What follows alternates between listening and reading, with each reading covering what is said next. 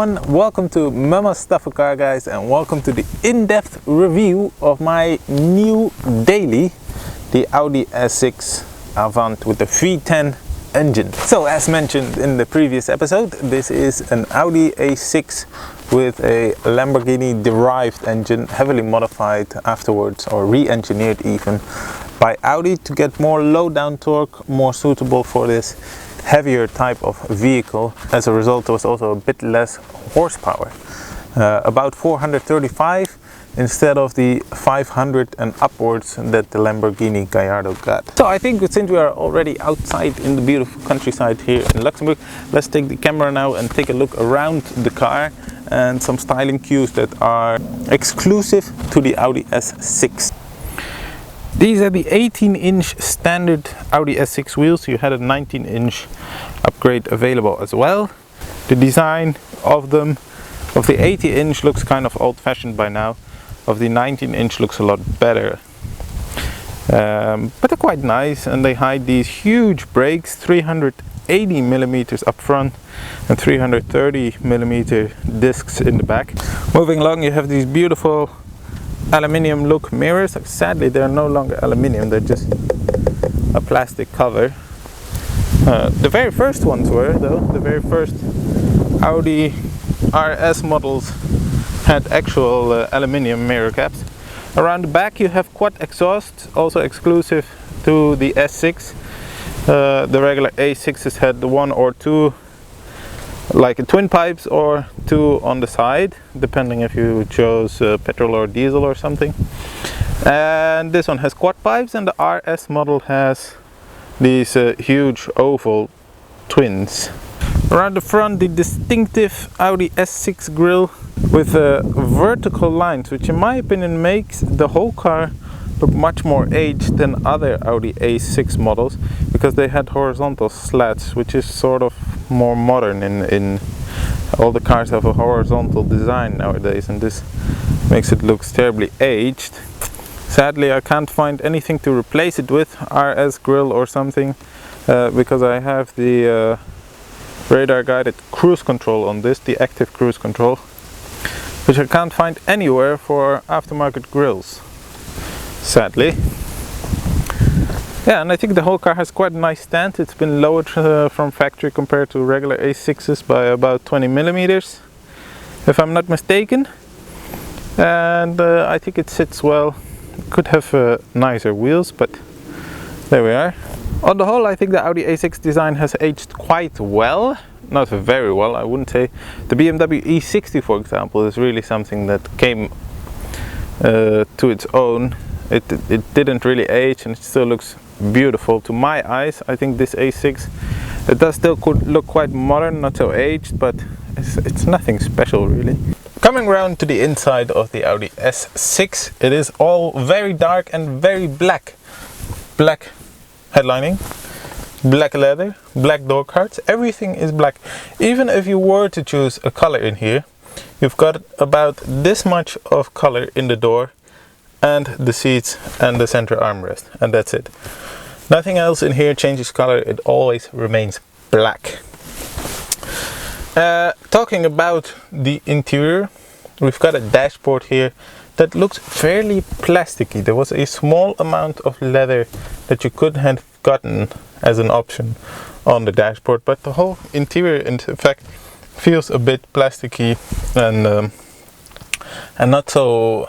There's a German word called Wertigkeit, and this means, I don't know, high quality, or like the feeling of a higher value. And this car doesn't have that. Let me put it like that. It is fairly, yeah, I don't know.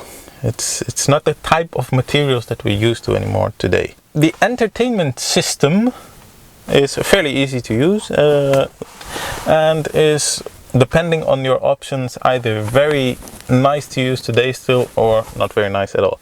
Mine doesn't have any option. So we've got standard navigation, CD player and radio. There's a Bluetooth telephone, and that's it. The Bluetooth telephone connection after all these years somehow stopped working. The CD player, boring. Who still carries CDs? Radio is quite okay. I mean, depends on your location, but radio can be quite good. The navigation system always thinks I'm in Germany, which not always true. And for the rest, there is some information and car settings that you can go through, but it's a little bit boring. However, if you had the AMI option, the Audi music interface or Audi media interface, then you had in the glove box some connectors, USB and other types, iPod connector and so forth. And you can plug in, there are companies that make Bluetooth connectors to plug in that, so you can have your Bluetooth music streaming from your phone, and you can select the songs through the actual displayed playlist in the MMI system. Like I said, this car doesn't have any of that, so that is a bit of a pity. I guess I'm stuck with buying a Bluetooth to FM transmitter, and I hope that will solve my issues.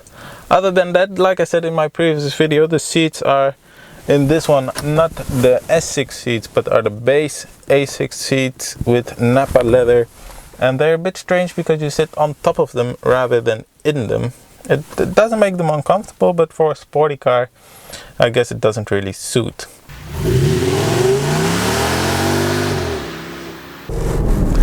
Driving the Audi S6 V10. Let's start breaking down the car with its individual components. For example, braking and steering, we're going to combine this issue, because I find it an issue, are completely without any feeling in them at all, without any.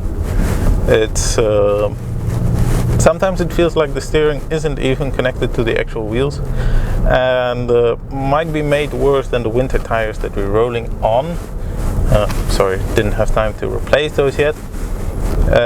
And the brakes, the same thing. You press the pedal and you feel like there's nothing actually connecting you or your foot to the brakes.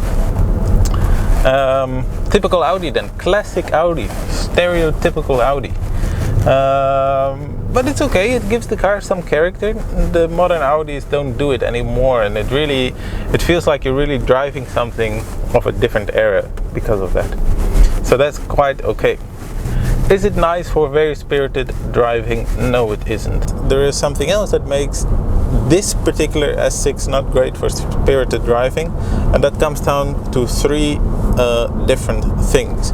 Namely, the winter tires, which don't feel great. They are sort of more whooshy smooshy, a lot softer, and they feel, might not give a lot of feedback. That might make that steering even worse. Then there is the steering wheel itself. The steering wheel itself is the 4-spoke heated version, not the 3-spoke sports version. And it really doesn't suit this car at all. It feels like you're driving a bus. The steering wheel looks like it comes out of a bus. It's super ugly. And the position of the spokes within the rim itself is completely wrong. It's way too low. It makes the position where you have your thumbs very far apart, so you feel like you're doing a lot of rotating, you know, you feel like you're doing a lot of steering to get this car to go somewhere. So I often find myself moving my hands up sort of unconsciously, and then having my pinky finger rest on the spoke rather than my thumb, and that's not ideal either. And the third component is the seat. It's just a base seat, and that doesn't really make it great for spirited driving. You do a lot of moving around and you don't feel so secure.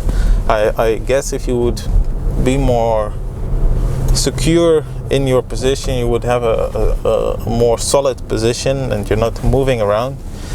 You could really grab this car and chase it down some corners, but now you're moving so much it doesn't really feel so pleasant. Engine and driveline, superior, superb, marvelous. This engine makes a lot of torque, 550 Newton meters, and it's just incredible. I mean, it has power everywhere along the rev range. It has a really nice sound to it too. This car has stock exhaust, but the sound is judged really well.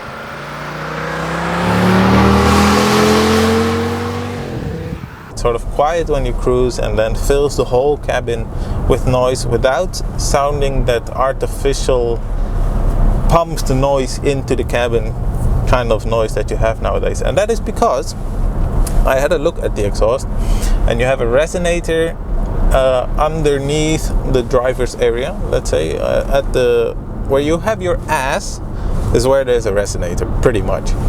And then the same for the rear seat passengers is another resonator straight under the rear seat. And so that high value feeling of the sound coming through is done very well. Driveline transmission, as I said before in my previous video, is just a marvelous piece. It shifts quickly, it shifts smoothly, and it locks in every forward gear, so it doesn't feel mushy when you press the pedal, and I think it's judged really well. Body control, suspension and so forth.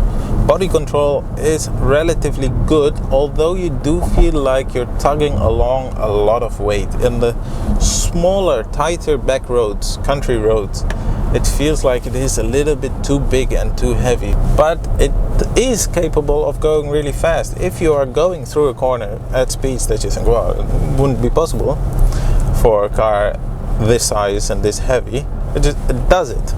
And it does it without complaining. It doesn't feel like it wants to.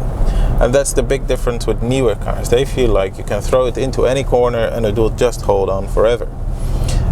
In this, not so much the case. Suspension, comfort-wise, is good, in my opinion. This car doesn't have air suspension. It has regular, this particular one. Normal S6s I think do, but like I said in my previous video, this is an ex-police car, and the springs are very well judged. They are a little bit harsher than regular A6s for the sportiness of it, but they are fairly well judged. They are not too hard, not Audi concrete suspension hard, and makes for a very pleasant experience. And also for long distance driving, it's very comfortable. The sound in the cabin, the noise level in the cabin, like I already mentioned, is marvelous. It's very, very quiet. It doesn't have double pane windows or anything like that that the higher class A8, S-Class and so forth have. But for a mid-range car, it's very, very nice. It's very quiet and comfortable, and there is not a single irritating noise for the ear. You know, in some cars that are relatively quiet, something still stands out, like it's a quiet car but the tire noise is a bit more than the rest, and that's very irritating on the ear. In this car there's nothing like that. It's just a totally comfortable experience. Here we are on the highway in the S6. You have your foot on one position on the gas pedal. High speeds or low speeds, this car doesn't need anything from you, and it's just a joy to drive very long distances in. It's really a good highway cruiser. It's quiet enough that this car has the Bose sound system, to come to the next chapter, and it's not as good as in the A8, I'll tell you that. In the A8 the Bose sound system is a lot better than in the A6, but it is still relatively good. I say that because in the A8 the whole cabin is filled with music, and in this one you hear it sort of from its source, from the speakers. It's a very different experience. But what I wanted to say, you put on that music, you go on a long highway drive and you do 12 hours and you step out of it like you stepped in. It doesn't make you much more tired, and it's really very, very comfortable. A very pleasurous highway cruiser indeed. I should think that that is about it. Thank you very much for watching. See you next time. Bye bye.